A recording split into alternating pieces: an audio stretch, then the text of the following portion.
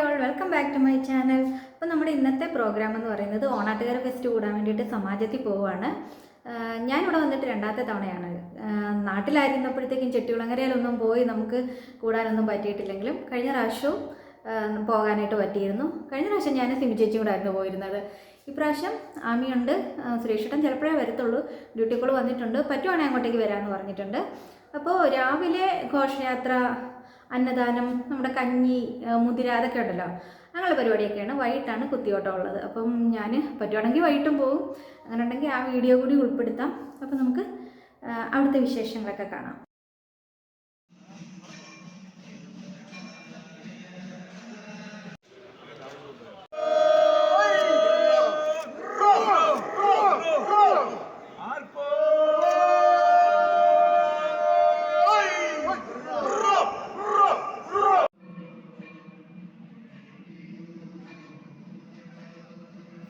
ഇപ്രാവശ്യം ഓണാട്ടുകര ഫെസ്റ്റ് നമ്മുടെ സമാജത്തിൽ വെച്ചിട്ടായിരുന്നേ. അപ്പോൾ രാവിലെ തന്നെ പ്രോഗ്രാംസ് എല്ലാം സ്റ്റാർട്ട് ചെയ്തിട്ടുണ്ടായിരുന്നു. സ്റ്റേജ് ഉണ്ടല്ലോ, സമാജത്തിലെ സ്റ്റേജിൽ അമ്പലത്തിലെ പോലെ എല്ലാ കാര്യങ്ങളും സെറ്റ് ചെയ്തിട്ടുണ്ടായിരുന്നു. ദേവിയുടെ വിഗ്രഹമൊക്കെ വെച്ച് പൂജയും കാര്യങ്ങളും എല്ലാം സ്റ്റേജിൽ തന്നെയായിരുന്നു. അപ്പോൾ അവിടേക്ക് കയറിയിട്ട് നമുക്കൊക്കെ പ്രാർത്ഥിക്കാനുള്ളവർക്കൊക്കെ അതൊക്കെ ചെയ്യായിരുന്നു.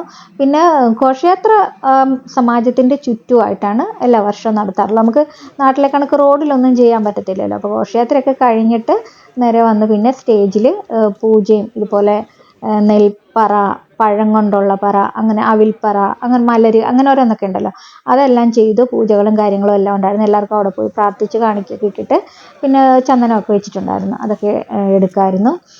പിന്നെ അത് കഴിഞ്ഞിട്ട് വൈകിട്ടാണ് കുത്തിയോട്ടം ഉണ്ടായിരുന്നത്. അപ്പോൾ രാവിലത്തെ പരിപാടികളാണ് ഇതൊക്കെ. ഒരു ഫുൾ ഡേ ഓണാട്ടുകര ഫെസ്റ്റ് ആയിരുന്നു. അപ്പോൾ ഇതിപ്പോൾ ഘോഷയാത്ര കയറി വരുന്നൊരു ഇതാണ്. അങ്ങനെ കയറി കുറച്ച് പേരൊക്കെ സെറ്റ് മുണ്ടൊക്കെ എടുത്ത് അമ്പലത്തിലെ പോലെ തന്നെ ഇങ്ങനെ വിളക്കൊക്കെ ആയിട്ട് ഏറ്റവും ഫ്രണ്ടിൽ വന്നു. അപ്പോൾ ഇതാണ് കേട്ടോ സ്റ്റേജ്. അവിടുത്തെ ആ ഒരു ഇതൊക്കെ കണ്ടോ, ഓണാട്ടുകരയുടെ ആ ഒരു ഇതെല്ലാം വെച്ചിട്ടുണ്ടായിരുന്നു. പിന്നെ ഒരു സദ്യയും കഞ്ഞിയുണ്ടല്ലോ, കഞ്ഞിയാണല്ലോ അവിടുത്തെ പ്രധാനം.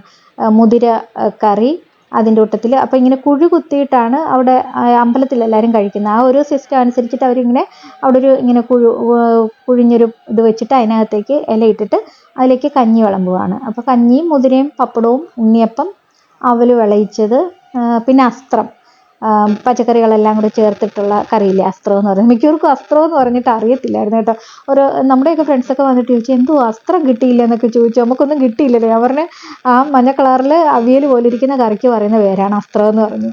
പിന്നെ സ്റ്റേജിലും താഴത്തും ഒക്കെ ആയിട്ട് നിന്നിട്ട് ആർപ്പുവിളിയും കുത്തിയോട്ടപ്പാട്ടും ഒക്കെ കുറേ നേരം ഉണ്ടായിരുന്നു.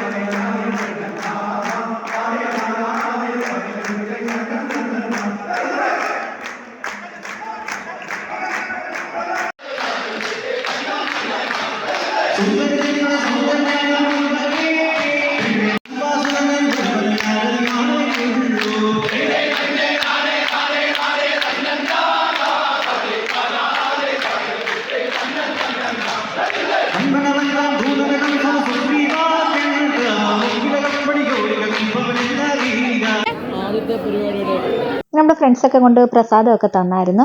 അതൊക്കെ കഴിച്ചിട്ട് അവിടെ ഇരുന്ന് കുറച്ച് സമയം കഴിഞ്ഞപ്പോൾ ഞങ്ങൾ കഞ്ഞി കുടിക്കാനായിട്ട് കയറിയത്. നമ്മുടെ ഫ്രണ്ട്സ് ഒരുമാതിരിപ്പെട്ട എല്ലാവരും വന്നിട്ടുണ്ടായിരുന്നു.